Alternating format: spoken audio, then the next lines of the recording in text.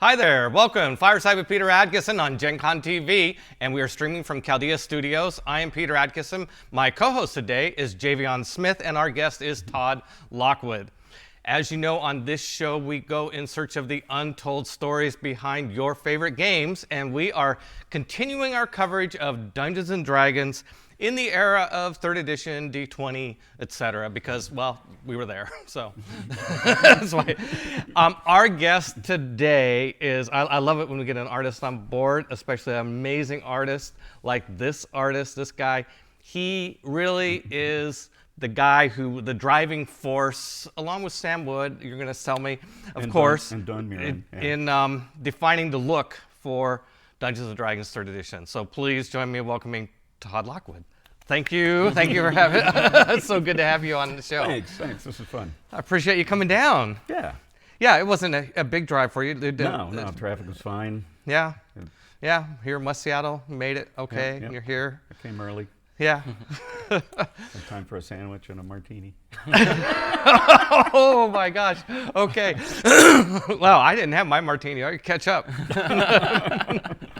Well, I want to start with getting everybody who's watching this, whoever watched this, to have a little bit of idea of your history before you became, this prominent artist who was doing Dungeons & Dragons. Because you didn't start off doing Dungeons & Dragons art. No, I did 14 years of advertising. Advertising.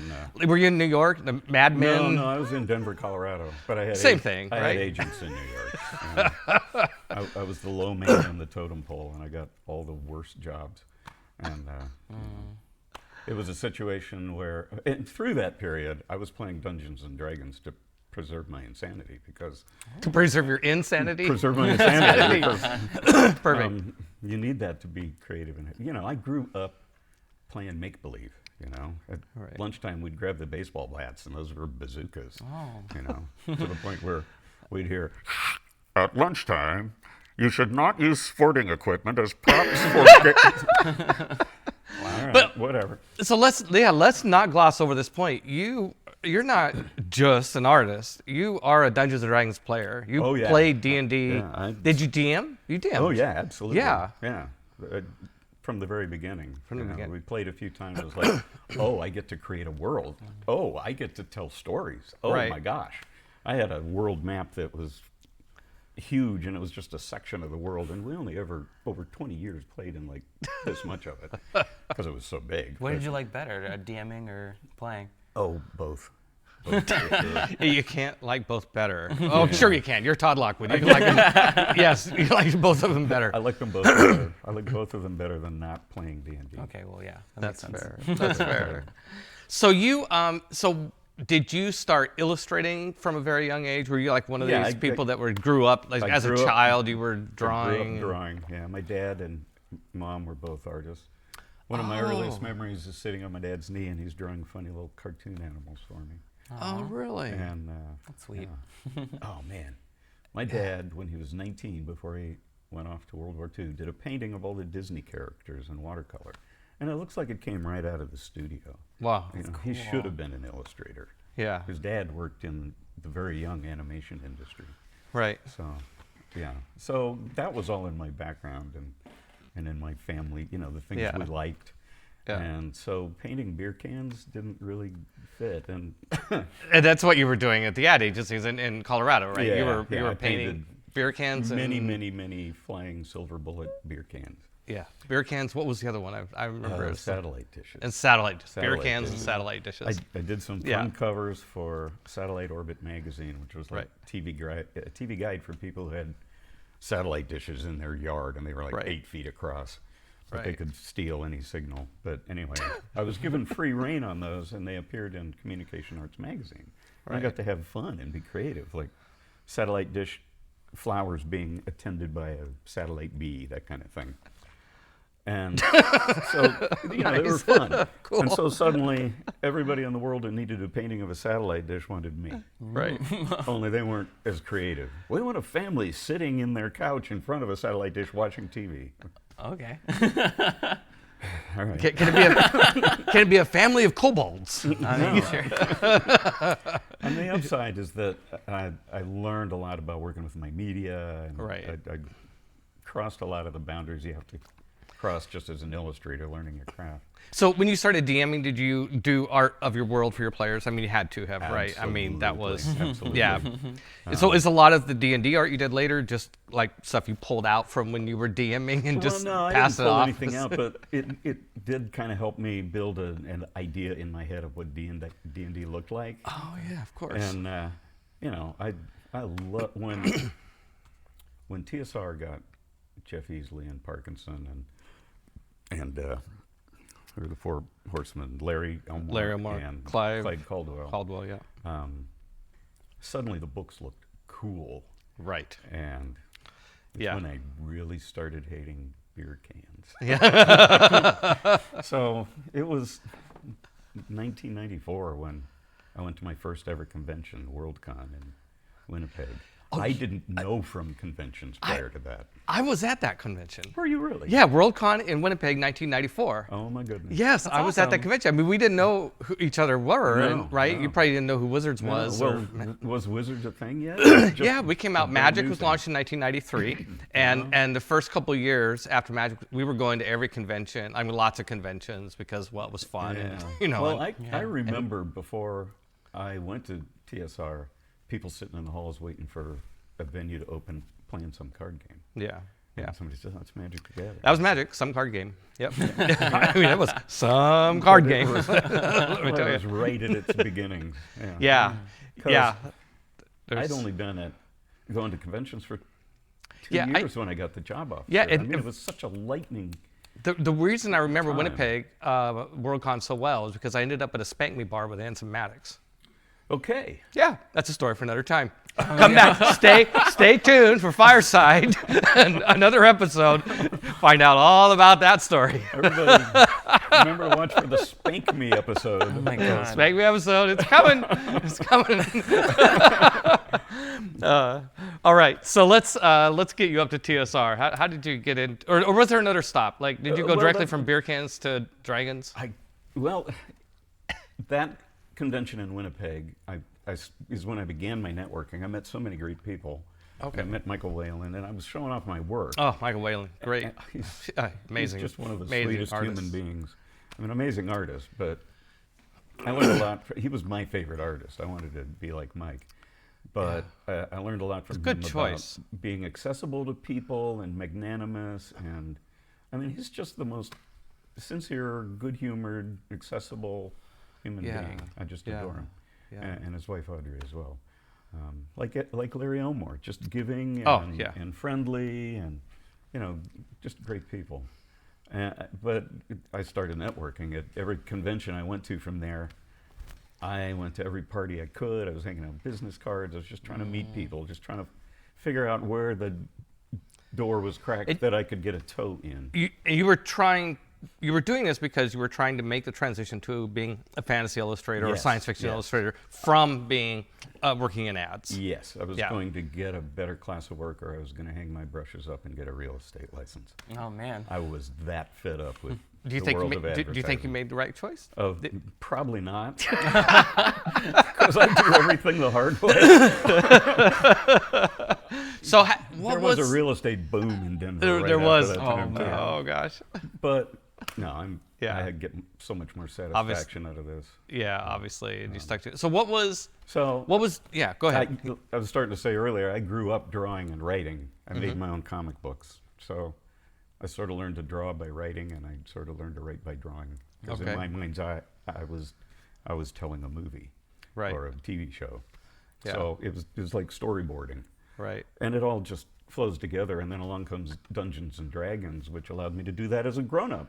Right. Oh, here's rules so that we can govern, certain laws of physics, and all play together cooperatively and discover this universe together. Did you have it's any like the perfect thing? Sorry, did you have any formal education in art, or did you went mostly to just teach the yourself? CIA for art. That's the Colorado Institute of Arts. Okay.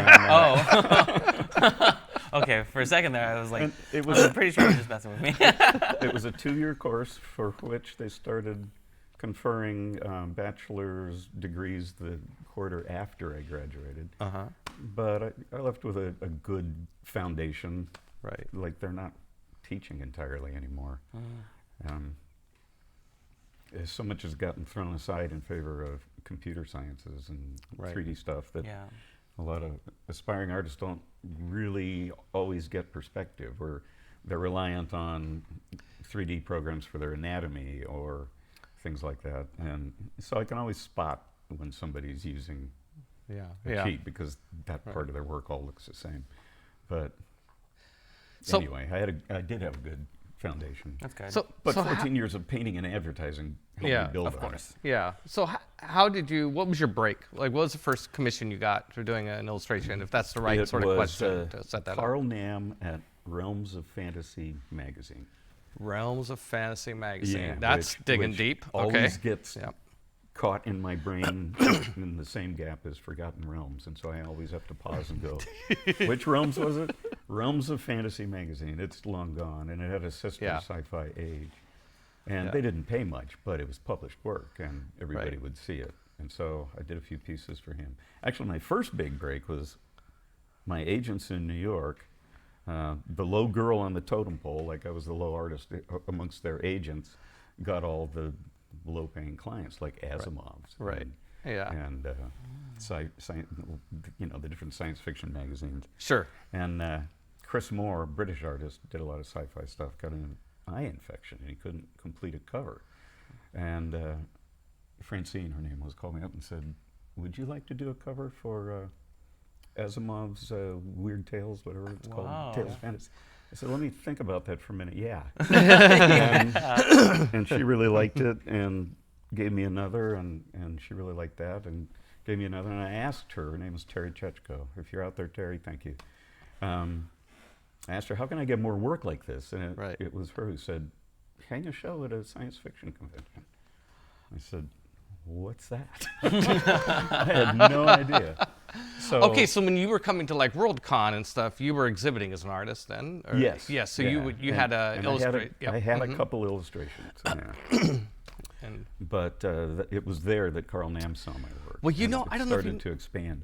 I don't know if you know this, but the art sections at old school science fiction fantasy conventions like Worldcon or WestCon and so on and so forth was where I got the idea that we should do a card game with a science fiction or fantasy theme. And when I met Richard Garfield and he asked what type of game I might like, I'd suggested a card game. Because I was going to these shows, I was seeing all this fantasy art and realizing... you could take it all home in a deck? Wishing I could take it all home in a deck. No, I mean, realizing that in those days, the demand for full-color fantasy art was much higher than what could actually be delivered because it was expensive.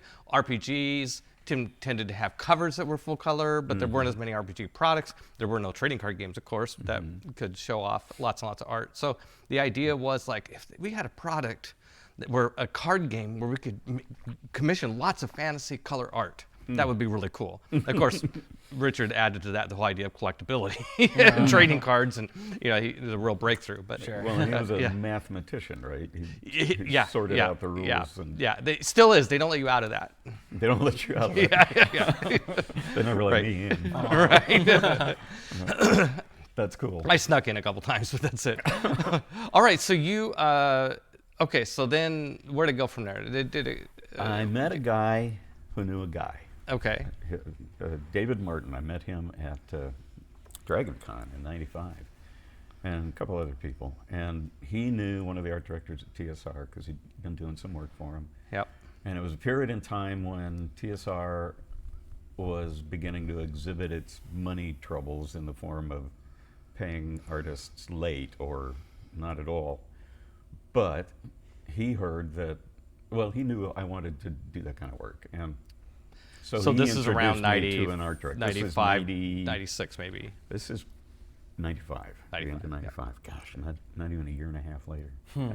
And this art director had family in Denver, and he was coming down to visit his family, and so he stopped by my house and we talked. And it was just an introduction. But a few months later, when a couple of the staff artists left TSR, and they were looking for people to fill those spaces, and a lot of artists were saying, you going to pay up first or what? Right. I saw an open window.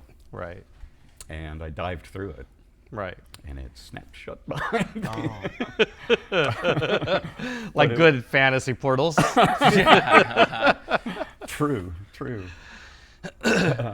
So you were like one of those guys that goes through the Union line and you know. Oh, like, kind of. Yeah. It wasn't really a union line. But Yeah. I didn't learn a lot of that until after the fact, although Yeah, I had yeah. intimations that there was trouble in the ranks. I flew out early to talk to the two artists who had just quit, Yeah. just to make sure I wasn't stepping into a beehive. Right. And I thought, all right, I think I can handle this. All I want to do is make good art. And Yeah. so I applied and they hired me. And So it was pretty risky. So you had to move then from I Colorado sold my house and moved my family 3 states. to Lake Geneva, Wisconsin, I assume. Yeah. Actually, we lived across the border in Woodstock, Okay. Illinois, where Tony Sudlow still lives. Yeah. He's one of the artists there. Hi, Tony, if you're Yeah. here. Oh, Love Tony. you, bud. Miss you. Yeah, I love you too, Tony. It's good. He's the greatest guy. We just laughed. I our bought the asses off. Birthright cover original from Tony. Did you really? It's huge. Yeah. It's monstrous. It's beautiful. Awesome. It's amazing. He's a good guy. Yeah. So So there so I you am. moved. Okay, so you moved, joined as a staff artist. So you went from struggling to find freelance gigs Yeah, good fantasy to art gig. being a full-time fantasy artist at the It was- premier fantasy It was workshop such a- of the world. Such a lifeline. It was such a That lifeline. was. I mean, that was. It didn't just resurrect my career, it saved it. It's Because I yeah. honestly probably would have ended up getting a real estate license. And I'd probably now be retired and Right. living in a much bigger house. Right. And having way much less fun. So so when you first joined TSR, what did they put you on? What did you Geez, what did you what start was the working? first thing I What did you start did? illustrating? I think the first painting I did there, I could be wrong, but it was an interior piece for the supplemental book of the Sahuagin. The first painting I did was a human in her lab doing something, and out the window there's a water and a moon or something like that. There's Yeah. laboratory accoutrements all around, and Right. I think that was the first thing I worked. Now on. is that how Sahuagin? is that how they said it at TSR? We always said Sahuagin. You But- know, but when I started there, we called them liches, and then we called them likes, and then we found out they're liches. So That's a man. different Todd. That's a different creature altogether. Yes, That's an undead. I'm just pronouncing it phonetically. It looks like I mean, Sahuagin Likes. to me. Yeah. I knew people that called it likes too. Yeah. Really? Yeah, really? yeah, likes. Liches. Yeah, But not liches. Okay, Sahuagin. okay. Sahuagin. Is that how they said it within the hollowed halls of Lake Geneva? Sahuagin. So, I don't think anybody said it. I think we just saw You don't- it a lot. what is it? You're gonna do it, and we want one of these in the cover. Another fish person here and a fish person. Fish person here. there. Okay. And so, well, so you were illustrating D&D, obviously. That's Yeah. Sahuagin. And And I wasn't there very long. I started at the end of October. My family joined us on Thanksgiving, and a week later, TSR declared bankruptcy, laid off a third of the workforce, which was stressful. to okay, say the well, I least. bet. Not me, fortunately, but I had asked the owner, I'm hearing that there's financial trouble here. Am I going to be Right. okay? And she said, you'll be fine. yeah, yeah. She didn't lay me off, and she did take care of her people after that. Yeah. And I'm grateful for that. Yep. They actually dodged the Hasbro bullet. You rescued us from Hasbro Oh, good. when Wizard of the Coast bought TSR, and they rescued us from the Midwest. If you live in the Midwest, I'm sorry, but I'm a Colorado man. I like dry. I like mountains. Right. Yeah. Um, So that, I mean, obviously that must have been pretty stressful being at TSR during going through a layoff. That's always tough. I know I inflicted that on Wizards a couple times. well, We had what do layoffs. you do when you have a big business? you yeah. know? It has to morph. And I get that, but it was a strange year following that, because very shortly after that, people started moving out here. And ultimately, there were only a skeleton crew of like 5 or 6 people there. And it was me and Tony Sudlow, Jeff Easley, one of the guys working on Dragon Magazine, Bill. Bill Slavicsek? No. The magazine. The magazine. I can't come up with it. I don't heard that know. he's gone now, which Yeah. makes me sad. And then Charles, the guy who was responsible for dismantling the place and getting rid of all the assets and stuff, and we'd play sheep's head at lunch every day, the four of us. We So were this was only people in the after building. after Wizards bought TSR. Yeah, and they so, didn't have a place to put the artists out here yet. You were right. building right. Siberia. Oh, I kind of remember that. So now. everybody else who could just sit in a cubicle came out, and Right. the art staff remained behind. So this is 1997 now, Yeah, the year of the transition. So Wizards of the Coast. So what was your reaction when you first heard that Wizards was buying TSR?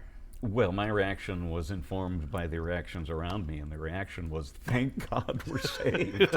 Honest to God. One of the guys that was working on the deal came into the lunchroom one day, and he fell on his knees and said, we're saved. I was like, what do you mean? He says, Wizards of the Coast is buying us. Oh, wow.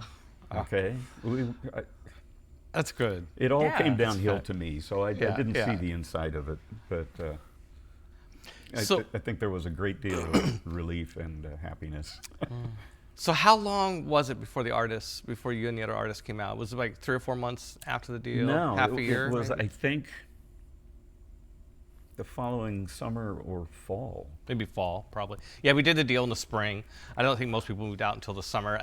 I think, if I remember right, that the deal concluded in like June-ish, and but we left everybody out there to run Gen Con, because Gen Con in those days was owned by TSR and was pretty much run by all the employees Well, there of was the an entire winter when Yeah.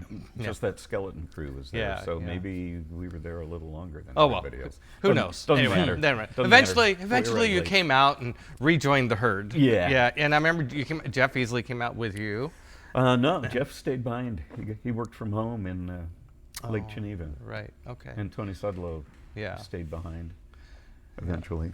Yeah. But you hired Brom and Fred Fields back, and they came out. Yeah. Okay. Yep.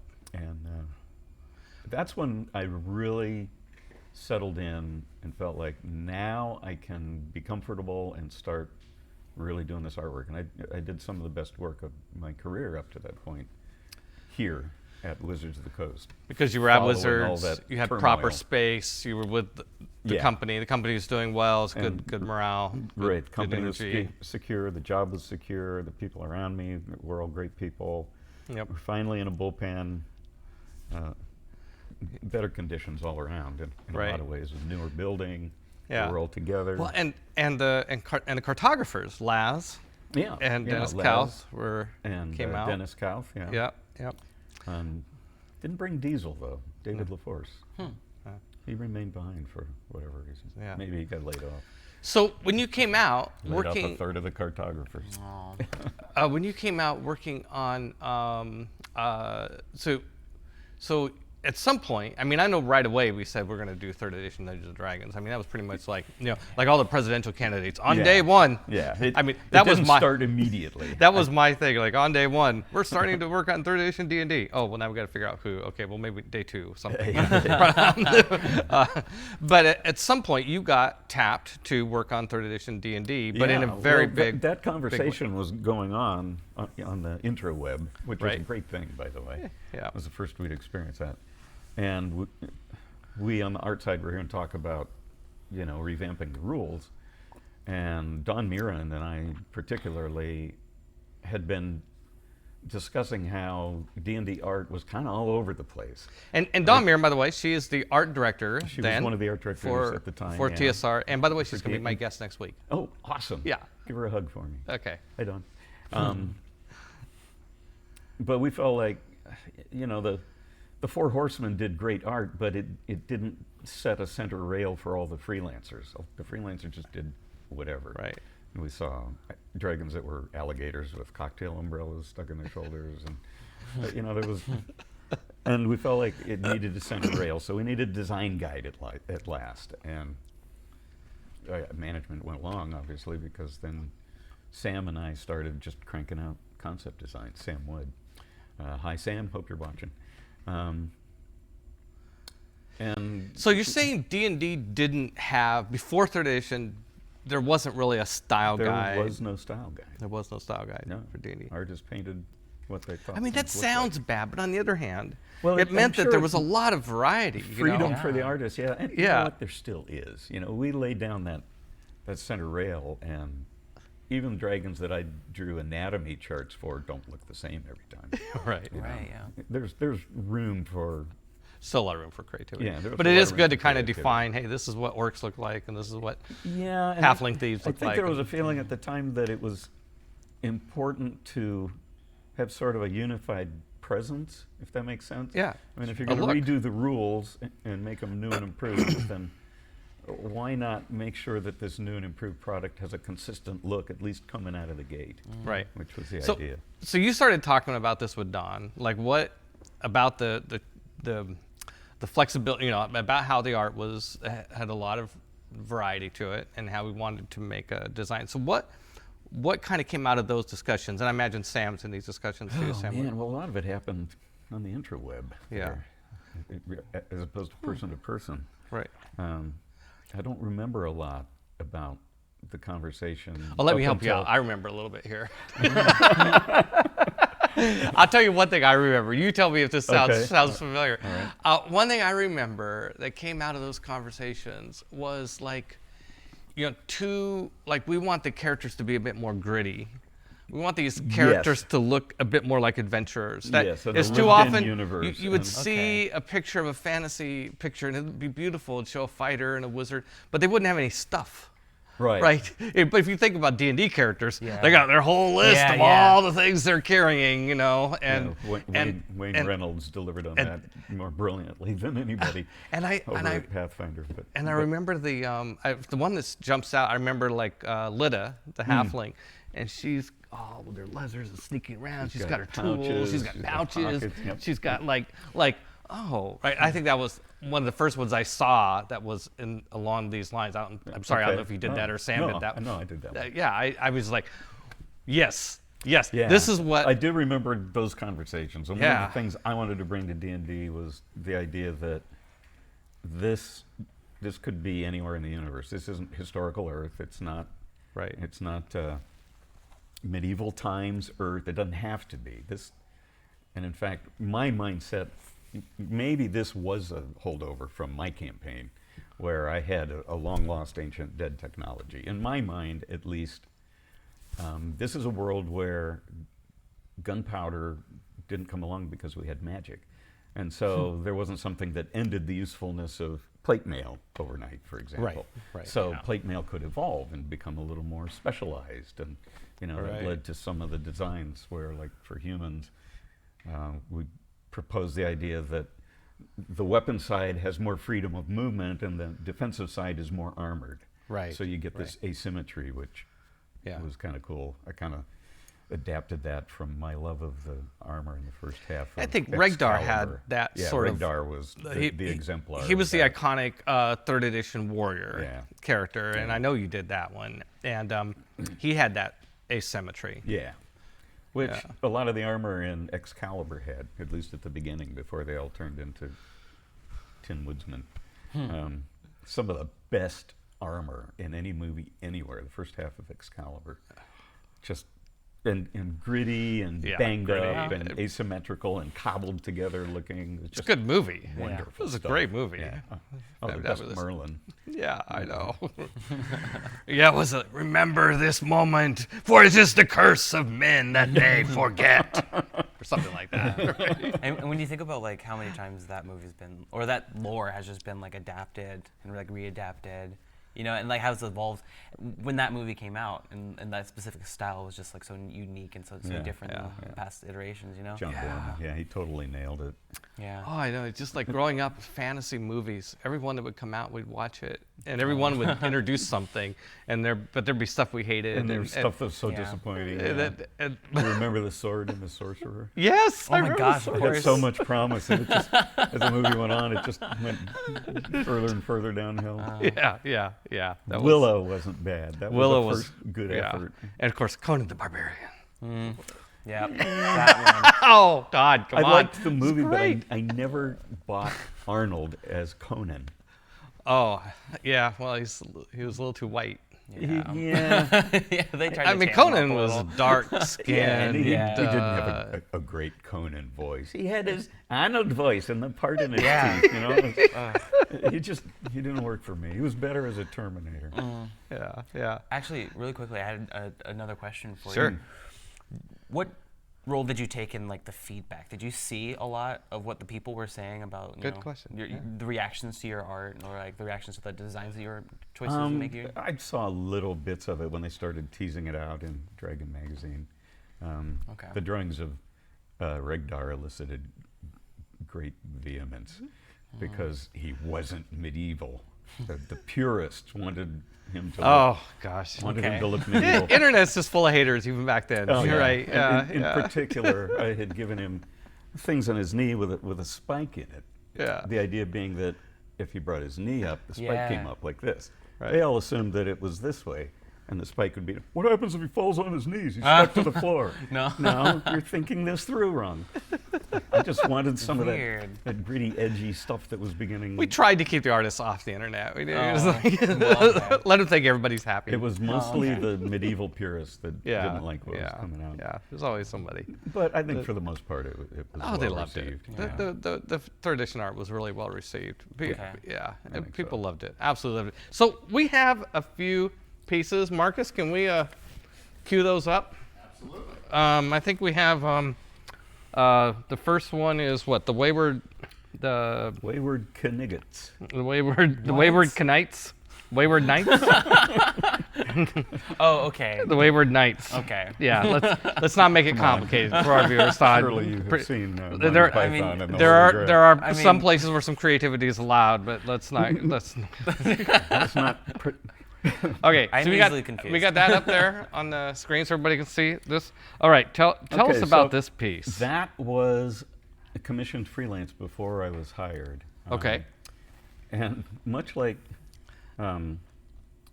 Chris Moore, who couldn't finish a job because of an eye infection, Larry Elmore couldn't finish 3 covers, and they were becoming late because he was having issues with his health. At the time, they didn't know if it was strokes or heart attacks. Right. Turned out it was beta blockers that shouldn't have been administered, something like that. But he couldn't do the work, and they asked me if I wanted to do these 3 covers, and I thought about it for a second, yes.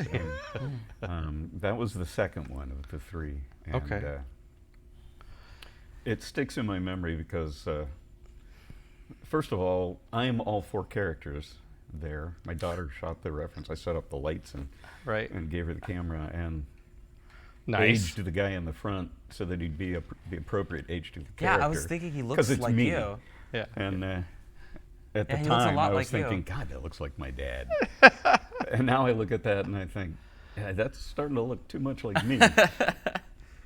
But that apparently made a little bit of a stir in the offices, and I think it was that piece that got me the job offer. Well, it's a really nice Oh. piece. It's lovely work with how he's holding the sword. The sword's coming right at the user, foreshortening, and the eyes are coming at. It looks like he's looking at you. Oh, yeah. And the That's the sword is looking at your heart. That's what it looks like. And yeah, just a bunch of badass guys And ready to throw down. You look at that dragon, you can see that it's an easily influenced dragon, Jeff Easley. Yeah. I was looking at Jeff Easley's paintings, Yep. and it's got touches of the emerging me dragon coming out of it, but it's very Easley-esque. Yeah, which is a good great thing. thing. Yeah. Easley is a fantastic artist. All right, so let's go to the next one.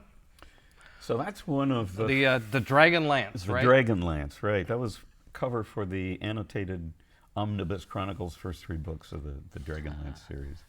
So that's Corman and Raceland.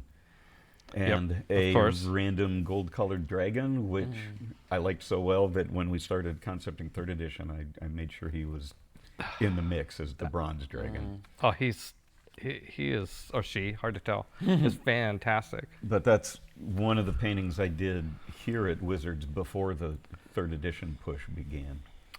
Well, I love the vertical lines in this. Thank You know, the lance the head with the crown on Thank it, you. Yeah, know, well, and the it's- plumage, and then the wings. The it's like, nobility of the thing. it's you know? it's boom, boom, boom. You know, it's just everything is part of a big frame in this piece, right? yeah. Yeah. It's So great. is that a Good paladin or like a knight or something else? He's a fighter and a wizard. A wizard. Okay. Um, Okay. Now, did you brainstorm at all with any like Margaret or Tracy no, or I never got to speak with either of them. I read the first book, Or so I knew who Harold? the characters were, and then I talked to somebody about what came on in the next 2 books, and looked at some of the older covers just to get a feel for what the Right. characters had looked like in the past, what was canon, and where did the artist take liberties, so that I could adhere to canon and then take liberties where I wanted to. Well, did they specify the color of the dragon? Nope. Nope. Because I think that was it's strictly a compositional choice. I think it's a good choice. Yellow, blue, and red. you Because how it fits with also the light on the lance, right? I mean, know. Right.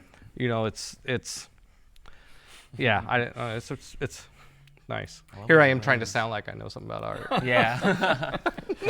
Well, you're making sense, actually. Yeah, good. If I've learned mainly, you just say it with bluster.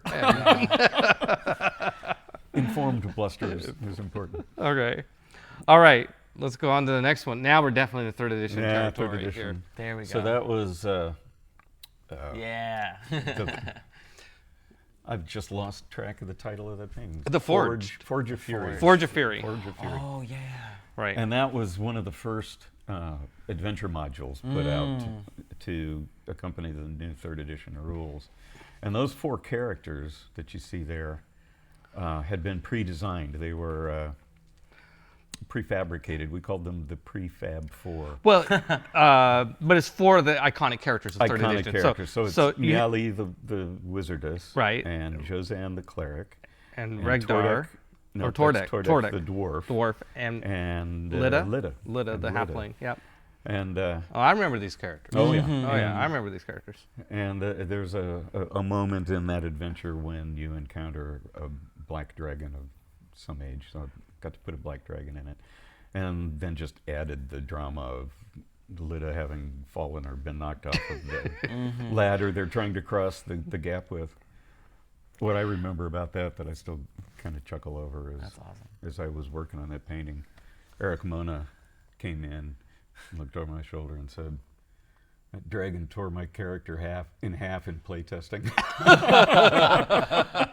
Nice. Nice. Well, that's a fierce-looking dragon with the horns.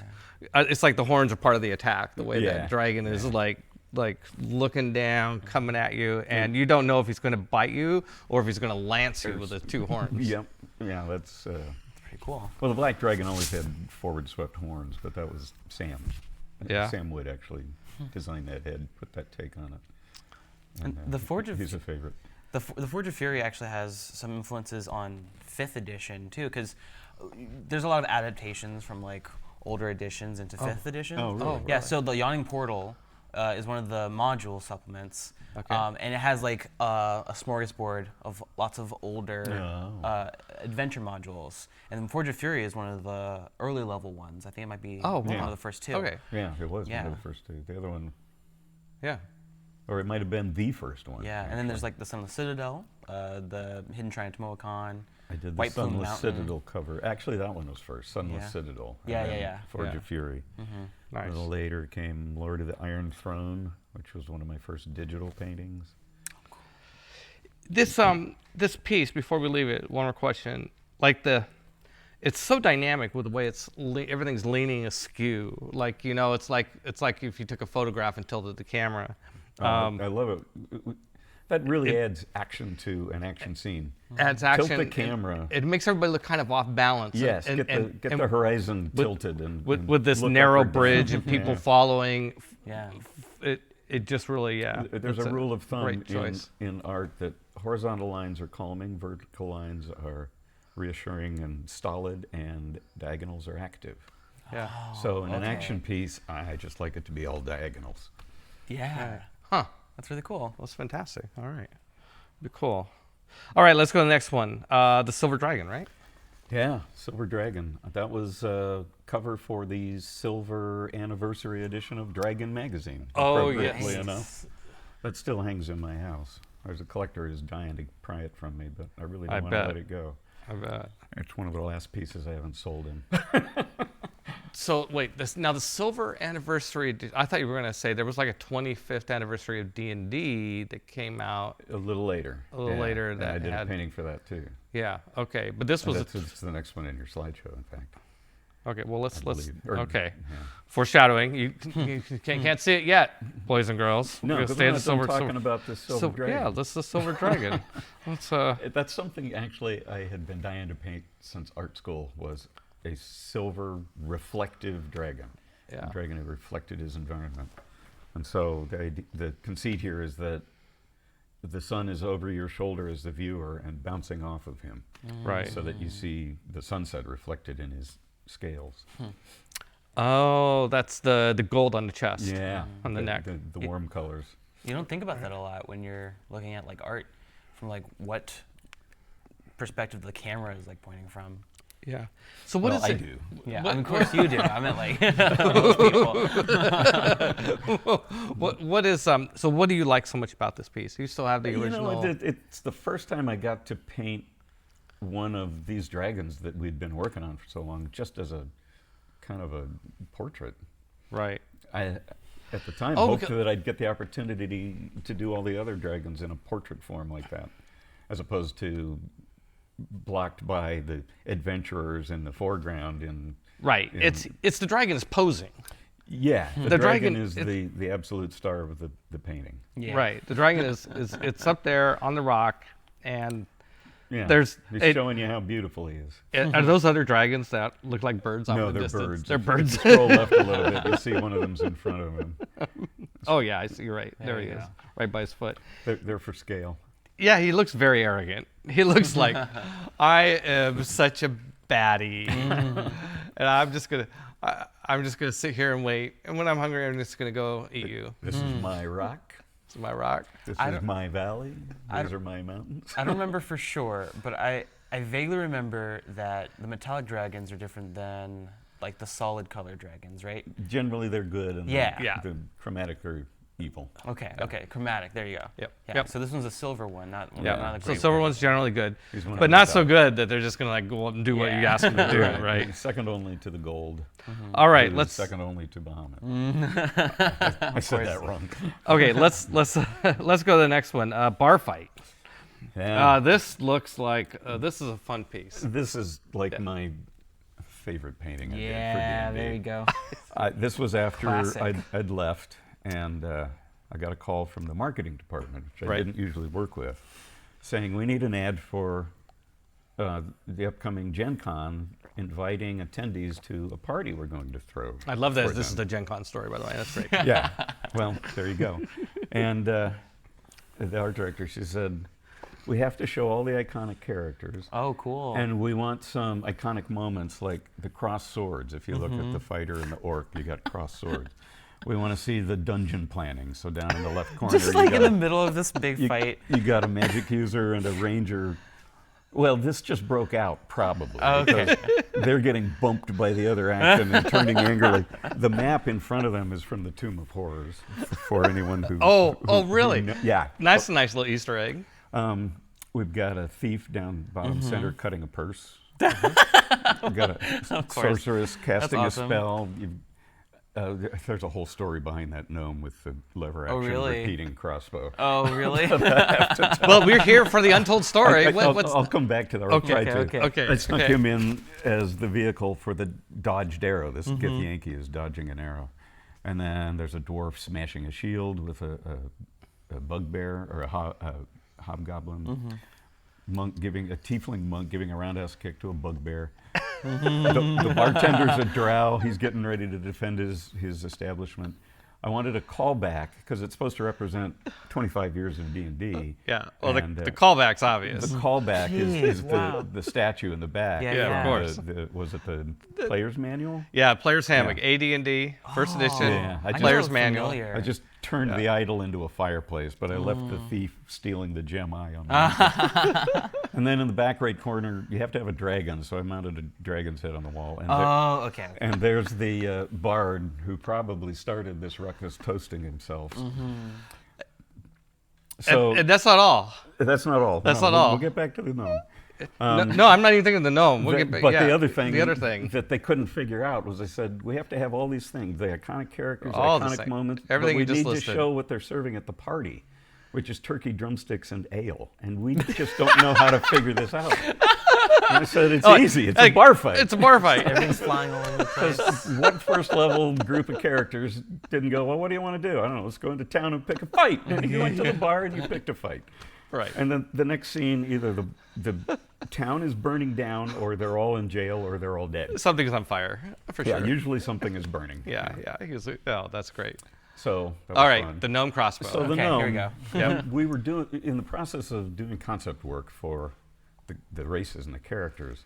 Right. The chatter was that the gnomes were going to be eliminated because they didn't know what to do with them. Oh, yeah. I put a kibosh to that idea. And Sam and I said, well, no, there's got to be a way to save the gnomes. And we thought, why couldn't they be like the gnomes in, I think, Dragonlance, or was it Greyhawk? Something. They were tinkerers. Yeah, tinkerers. And so why not develop a mechanic so that the gnomes could come up with stuff like a lever action drum-fed repeating crossbow? And so I drew a gnome and gave him goggles, and it got so much reaction going through the offices that, okay, we'll keep the gnomes. But they made them illusionists, which was disappointing. But Oh, I think that worked. but we saved their lives. Yeah, So- yeah. And they were tinkerers. They were Good. still there.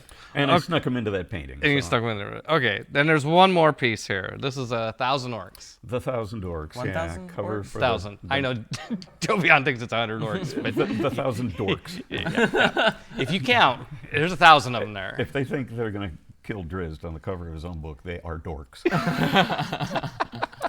But that was one of the last paintings I did before I left. I opportunity to do this cover for the Bob Salvatore book. For a novel, right? For a novel. For a novel. Yeah. And I had done a great. couple covers for his books, but this was the first new series in the third edition vein with the new Drizzt that we Right. had designed.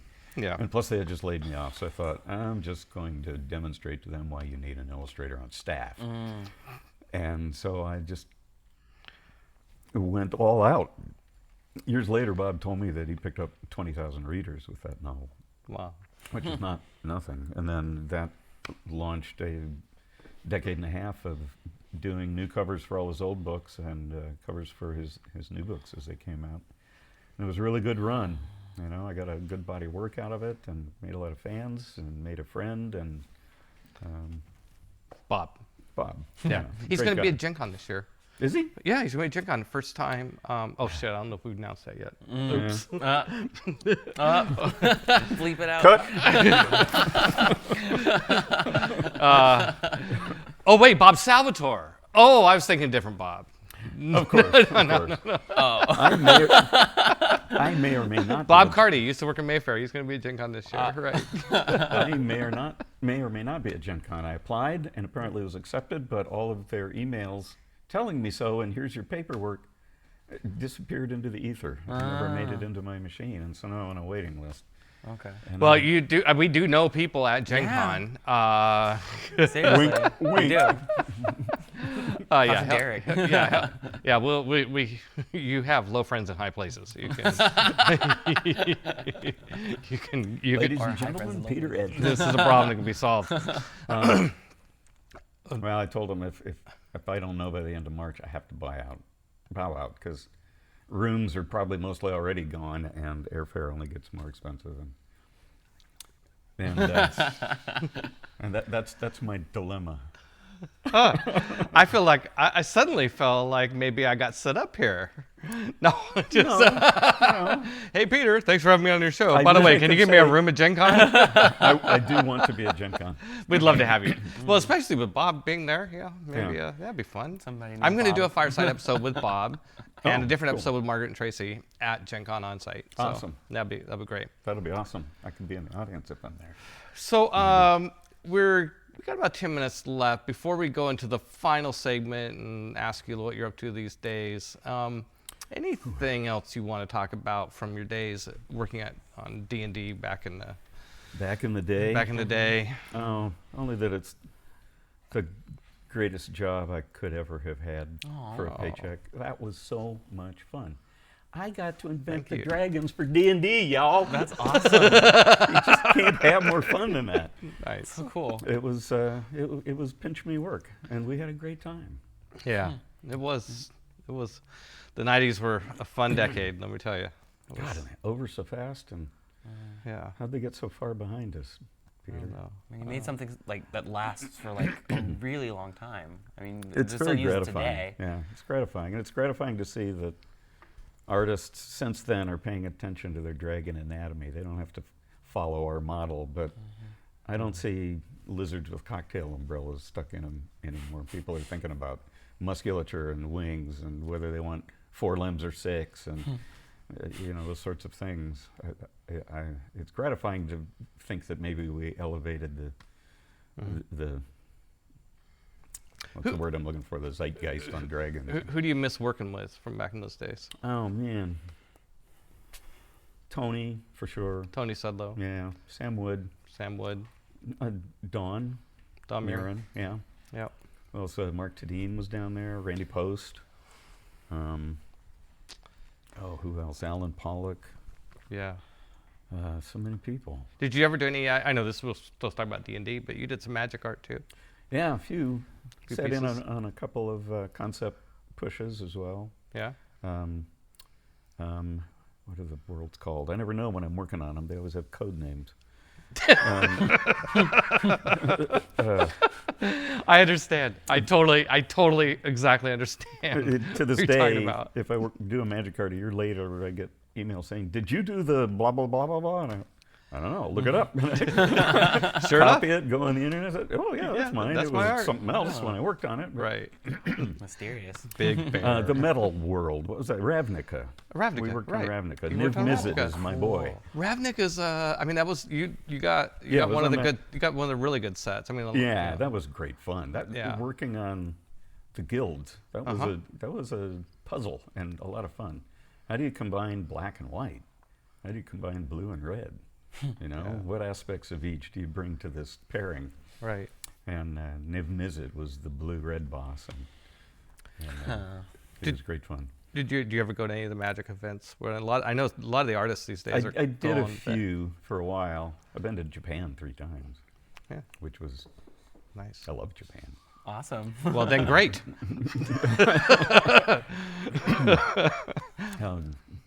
Went to Milan once for a Nice. magic event. Well, let's talk about what you're doing now. Let's. Okay. We're almost out of time. So. Well, a couple things going on. We have one chat question. Oh, would chat? Uh-oh. Yeah, and we won't cut the other part short. We go over a couple minutes. It's no big deal. Totally fine. Yeah, totally fine. Mystery Cycle asks, or states, I'd like to hear something about how the decision was made to use Dungeon Punk style for 3E art, or just the 3rd edition art direction in general. The what style? Dungeon punk. Dungeon Punk. Dungeon Punk. Yeah, it's like steampunk. Is that what but we were for doing? Dungeons Is that and Dungeon Dragons. What is It's it? like Oh, steampunk, but for like Dungeons and Dragons. steampunk Yeah. for so dungeons. It's not like with like it's sort of like a mix of. Is it like his steampunk and- crossbow? It's like the crossbow with Maybe. the lever and. Or maybe the Yeah, fact kinda. that it's not straightforward Fantasy. Yeah, a little more developed. Middle Earth. Dungeons but, and Dragons. You know, but, with, Okay. like, we had Is that what we did? mechanics well, and stuff. we had built in. we had an Asian monk Copper, character brass, with a and metal. mohawk, for example. I mean, we tried to bring the costumes and the designs. Yeah, that wasn't Dungeon Punk. That was just an evolution of fantasy art. It was just more variety. Okay, now, hey, I'll tell you no- who's a dungeon punk, Mr. Rick. Yeah, You're a dungeon mystery punk. cycle. No. That's our customers. As they're watching.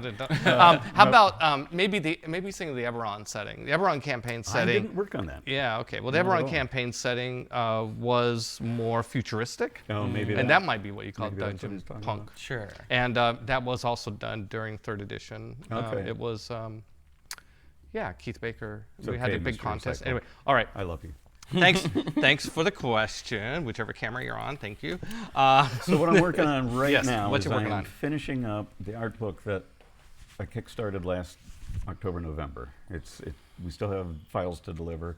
If you missed out, you can still get in. Go to Kickstarter, search Found Worlds, and Found Worlds. Found Worlds. Okay. I brought a prop. Yes. There you go. I don't know if you can see that. Todd well. Lockwood, Found Worlds. So Okay. this is just a prop. It's got foam core. You didn't have to tell him that. You could just, you could just. Well, it means I'm not going to open the book and show you anything inside. but the cover is semi-legit. But if you go to Found Worlds or Todd Lockwood, it will take you to the backer kit page where this isn't hot, is it? No. I'm glad you asked. Books, we're gonna toss the book Where in you the can fire. still you can still jump on the train. You can get books and numbers of extras. And I've signed the contract. I've prepaid for the printing. We just got to get the files out. Yeah. I hope to have copies at Gen Con. That is my aim. And so this is a retrospective of your work? Yes, this is. And with some stories in there, like you talking about some of the there's pieces? some stories in there. I pestered certain friends to get commentary. Nice. All my old D&D players each gave me a paragraph or two, and it's mixed in with art I did for them. Right. All pre-conventions. Perfect. Really. And like Bob Salvatore wrote a little piece, Don Mirren wrote a little piece. Nice. And other friends, and it's 300, or is it 300? 252 pages of. Definitely over 50. Yeah. Definitely more. I start- Yes. Yep. My brain started freaking out when it got past 250. It's okay. Don't worry. But It's all good. That's why I had to add foam core to the. And can I say, you just have like such a classic fantasy name that's perfect for the Lockwood. cover of an like fantasy art book. Like, That's a good. I think Javion's onto something there. I'm glad you think so. Growing up, I hated Todd. I hated that name. well, Lockwood. I mean, Lockwood's it's good. perfect. Yeah. Do we have a follow up from Mystery Cycle? Did he Yes. come back in and say? You already discussed the question about how the armor might have developed differently in this D&D world. Yeah. So you guys did cover it earlier. Okay. Good. All right, good. All right. Good. Good. Other thing I'd like to bring to people's attention is that in 2016, Daw Books published my novel, The Summer Dragon. Wait. Not just your art on a novel. Right, But your is novel. my novel. Your novel. You wrote this. Whoa. Yeah, Okay, cool. There came a point when that old storytelling muse was no longer being fed with scraps from the D&D table because I wasn't playing D&D, and I had to write something. And so I started writing, and originally it was going to be a book of art called The Dragon War, and I was just going to make enough story to string these pictures together. And when I started making the story, I realized I have more to say than pictures alone can tell. Wow. You know, they say a picture's worth 1,000 words. Yeah. You know, it's also worth 1,000 words. Yeah. 1,000 words. But I got And that one looks like about, It's 60, 70, 100,000 words. That's great. Yeah. This is, so, That's good. This is Got art in 160 it too. That's pictures good. worth. yeah. But it got really good reviews. It's still available. I'm working on the sequel. Anyone who has been wondering where the sequel is, it's You're working on it. 125,000 words in. Wow. I've finished part one. Oh, Wow. yes, Yeah. this is Peter's copy, and I made him wait until that's now. nice of I want you. to sign it on camera. Yeah, baby. Yeah, But, I'm always looking for like more accessible fantasy novels and stuff like that because I do play D&D as well, and Yeah. I try to pull from other sources and like lore and stuff like that. Yeah. You know, to round out my storytelling, my world building and stuff Oh, like that. yeah. Yeah, you gotta So read I would, some. I would love to check this out. I'm sure. Yeah, It's, this but is- this did, when I was preparing for my call with you, I went on just good old-fashioned Wikipedia, looked you up, and it mentioned that this novel was really well received. It got Good. good reviews. I'm really And proud of it. You know, I- it's Well, I'm always proud. it's the story I wanted to tell the way I wanted to tell it, and it's something that I learned over the course of my career, including at TSR.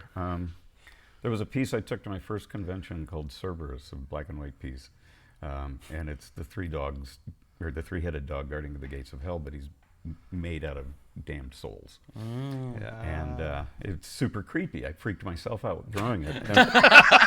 I almost didn't take it to that Winnipeg convention. I've done that with my business plans sometimes. And I almost didn't take it to my first convention, but Right. those bad dogs helped me kick down some doors. Nice. And I learned something about honesty from that, sincerity, because I was exorcising demons and murdering account executives and Right. Yeah. venting a lot.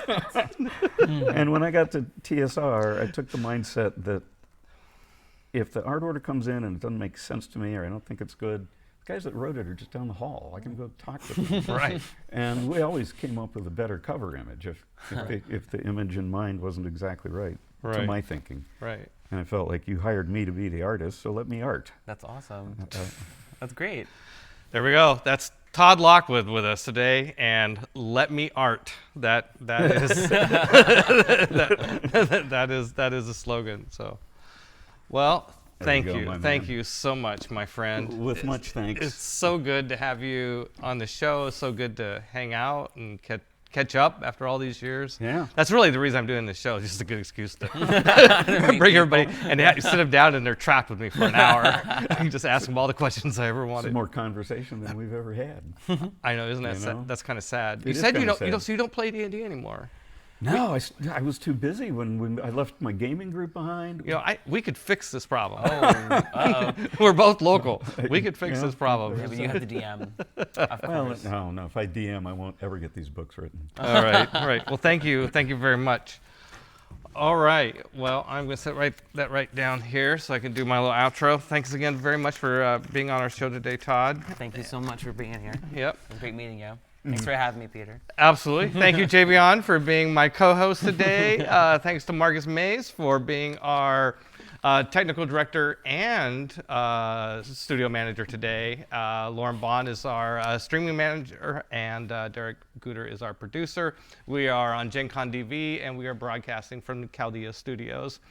Thank you for attending and for watching Gen Con TV. And we have a lot of other great programs coming up. So tonight, in just a couple hours, 6:30 p.m. here, these are all Pacific time, we have the Westgate Irregulars playing actual play, D&D. Friday at 11 a.m., we have Table Takes, talking about news of the industry. And at 12:30, the new release rundown. Next week on Monday at 6 p.m., we have the Brothers Murph coming back, and then they'll come back again Wednesday morning at 9 a.m., minis with the Brothers Murph. And then me again, 1 week from now, March 4th, Don Mirren, who was the art director for Todd Lockwood at TSR. Larkwood, Todd Lockwood. Don Mirren will be here. So please, come back, watch us, watch often, and we'll see you next week.